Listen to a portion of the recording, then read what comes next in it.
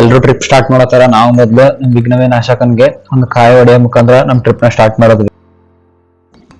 Start ಮಾಡಿ ಮುಂದೆ ನಮ್ಮೂರಿಂದ ಮುಂದೆ ಒಂದ್ ಸರ್ಪನಂದಿ ಅಂತ ಒಂದ್ ಊರ್ ಐತೆ. ಆ ಊರಲ್ಲಿ ಪೆಟ್ರೋಲ್ ಹಾಕ್ಸ್ಕೊಳ್ಳೋಣ ಅಂತ ಹೋದ್ವಿ. ಆದ್ರೆ ನಮ್ ಟೈಮ್ ಖರಾಬ್ ಆಗಿತ್ತು ಏನೋ, ಇನ್ನೂ ಬಂಕಿ ಓಪನ್ ಆಗಿರ್ಲಿಲ್ಲ. ನಾನು ನೆನ್ನೆ ನನ್ನ ತಮ್ಮನ್ಗೆ ಹೇಳಿದ್ದೆ ಹಾಕ್ಸಿಟ್ಟಿರು ಅಂತ, ಅವನು ಮರ್ತ್ಬಿಟ್ಟು.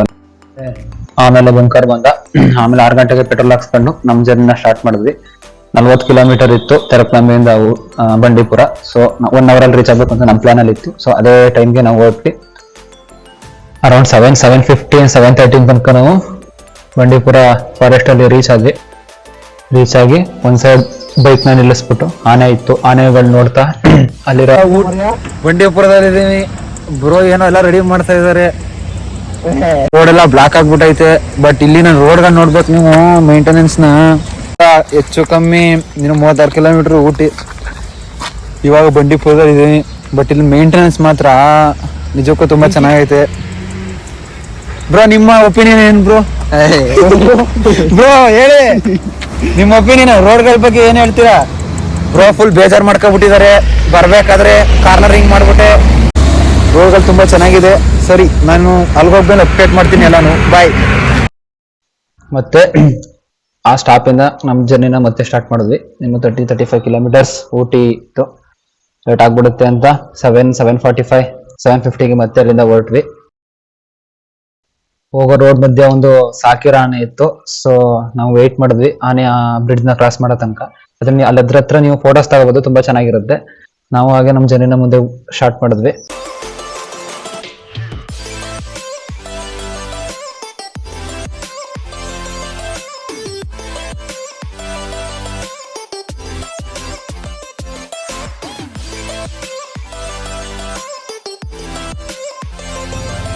ಇನ್ನೇನು ಹತ್ತತ್ರ ಏನೊಂದು 10-12 ಕಿಲೋಮೀಟರ್ ಅನ್ನೋದಾಗೆ ನಂಗೂ ಸ್ಟ್ರೆಸ್ ಆಗ್ಬಿಟ್ಟಿತ್ತು. ಅದಕ್ಕೆ ನನ್ನ ಬ್ರದರ್ ಕೊಟ್ಟೆ. ಹೆಚ್ಚು ಕಮ್ಮಿ 27 ಹೇರ್ ಪಿನ್ ಬೆಂಡ್ಸು, ಅಂದ್ರೆ 27 ಸಲ ಬೆಂಡ್ ಮಾಡಿ ಸುತ್ತಿ ಮೇಲೆ ಹೋಗ್ಬೇಕು. ಆ ತರ ಇತ್ತು. ಗೇರ್ ಶಿಫ್ಟ್ ಮಾಡಿ ಸಾಕಾಗ್ಬಿಟ್ಟಿತ್ತು. ನಂಗೂ ತುಂಬಾ ದಿನ ಆಗಿತ್ತು ಈ ತರ ಲಾಂಗ್ ಟ್ರಿಪ್ ಹೋಗಿ. ಆಮೇಲೆ ನನ್ನ ಬ್ರದರ್ ಓಡಿಸ್ಕೊಂಡ.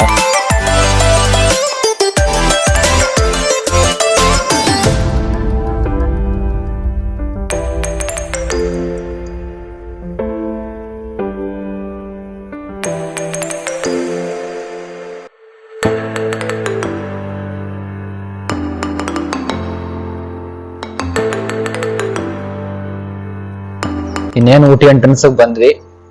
ಅಲ್ಲಿ ಮನೆಗಳು ನೋಡಕ್ಕೆ ಒಂಥರ ಡಿಫ್ರೆಂಟ್ ಅನ್ಕೊಳ್ಳಿ. ಆ ಬೆಟ್ಟದ ಮಧ್ಯ ಆ ಮನೆಗಳನ್ನ ಸ್ಟೆಪ್ಸ್ ತರ ಕಟ್ಸಿಟ್ಟಿರ್ತಾರೆ.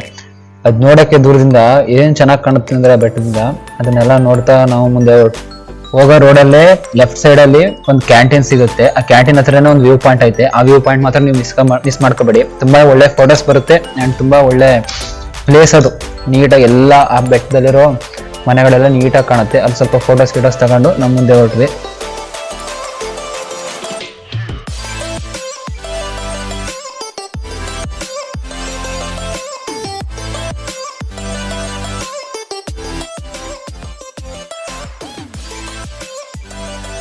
ನಮ್ಮ ಪ್ಲಾನ್ ಪ್ರಕಾರ ನಾವು ಫಸ್ಟ್ ಹೋಗಕ್ ಪ್ಲಾನ್ ಮಾಡಿದ್ದು ಟಾಯ್ ಟ್ರೈನು. ರೈಲ್ವೆ ಸ್ಟೇಷನ್ ಹೋದ್ವಿ.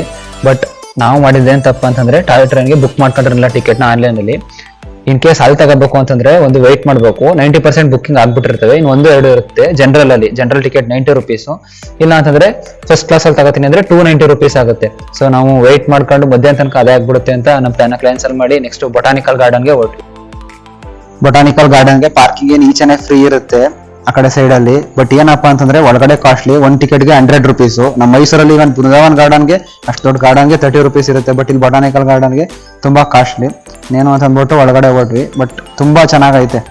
ತುಂಬಾ ದೊಡ್ಡದಾಗಿ ಒಳ್ಳೆ ಪಿಕ್ನಿಕ್ ಸ್ಪಾಟ್ ಅಂತಾನೆ ಹೇಳ್ಬೋದು ಬೊಟಾನಿಕಲ್ ಗಾರ್ಡನ್ ನ.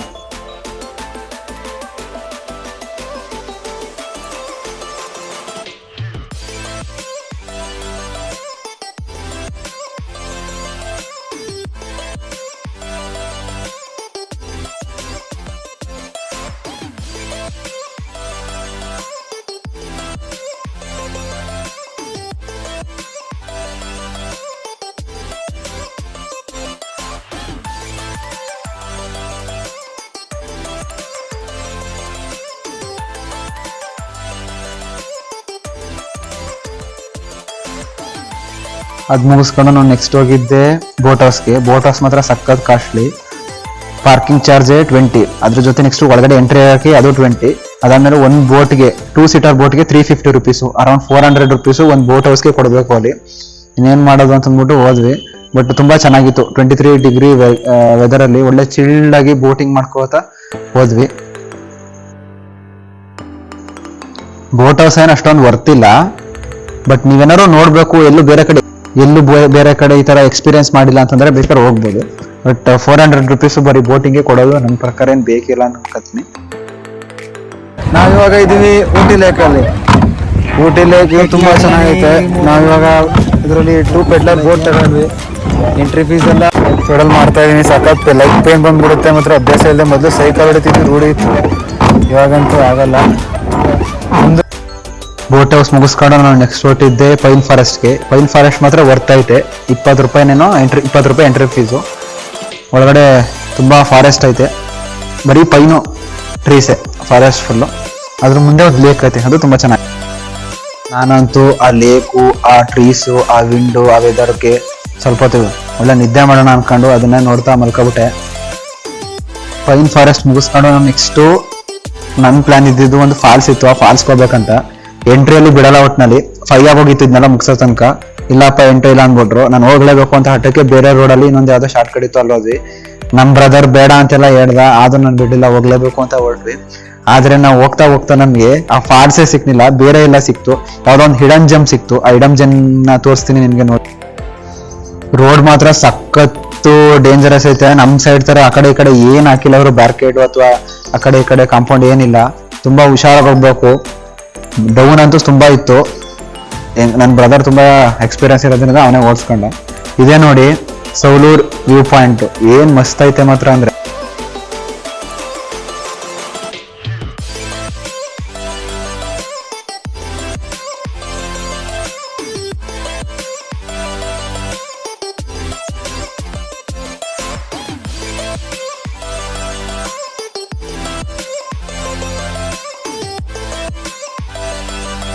ಎಲ್ಲೋ ಇವಾಗ ನಾನು ತೋರಿಸ್ತಾ ಇರೋ ಪ್ಲೇಸ್ ನೋಡಿದ್ರೆ ನೀವು ಶಾಕ್ ಆಗ್ಬಿಡ್ತೀರಾ. ನಾವು ಯಾವುದೋ ಒಂದು ವಾಟರ್ ಫಾಲ್ನ ನೋಡ್ಕೊಂಡು ಬಂದ್ವಿ. ಅಲ್ಲಿ ಮೇನ್ ರೋಡಲ್ಲಿ ಬಿಡಲಿಲ್ಲ, ಚೆಕ್ ಪೋಸ್ಟಲ್ಲಿ ಅಲ್ಲ ಇಲ್ಲ ಅಂದರು. ಅದಕ್ಕೆ ಯಾವುದೋ ಒಂದು ವಿಲೇಜು, ಸೌಳ್ಳಿ ಅಂತ ವಿಲೇಜು, ಆ ವಿಲೇಜ್ ರೋಡಲ್ಲಿ ಬಂದ್ವಿ. ಆದರೆ ಯಾರೋ ಒಬ್ರು ಇಲ್ಲಿ ಸಜೆಸ್ಟ್ ಮಾಡೋ ಒಂದು ವ್ಯೂ ಪಾಯಿಂಟ್ ಐತೆ, ಹೋಗಿ ಅದು ಇದು ಅಂತ ನೋಡಿದ್ರೆ ಶಾಕ್ ಆಗಬೇಕು. ತೋರಿಸ್ತೀನಿ ರೀ, ಒಂದು ನಿಮಿಷ.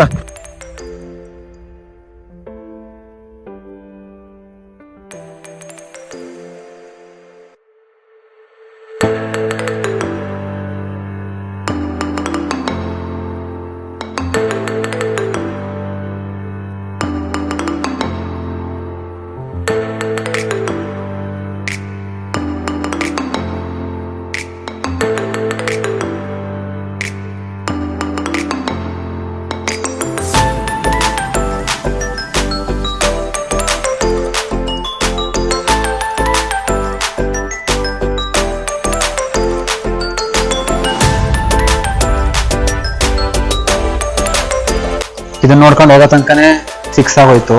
ನಮ್ಮ ಪ್ಲಾನ್ ಪ್ರಕಾರ ಇನ್ನೊಂದಿತ್ತು, ಅದು ದೊಡ್ಡ ಬೆಟ್ಟ ಪೀಕ್ ಅಂತ. ಸನ್ಸೆಟ್ ನೋಡ್ಬೇಕು ಅಂತ ಆಸೆ ಆಗಿದ್ವಿ, ಬಟ್ ಲೇಟ್ ಆಗೋಯ್ತಲ್ಲ ಅಂತ ಅಂದ್ಬಿಟ್ಟು ಸ್ಟೇಗೆ ಬಂದ್ಬಿಟ್ವಿ. ನಾವು ಆನ್ಲೈನಲ್ಲೇ ಟೆಂಟ್ ಬುಕ್ ಮಾಡ್ಕೊಂಡಿದ್ವಿ. ಊಟಿಯಿಂದ 8 ಕಿಲೋಮೀಟರ್ಸ್ ಆಗುತ್ತೆ, ಜನಾರ್ದನ್ ಸ್ಟೇ ಅಂತ. ಬರೀ 400 ರುಪೀಸ್ಗೆ ಇಬ್ಬರಿಗೂ ಸಿಕ್ತು, ಇಬ್ಬರಿಂದ.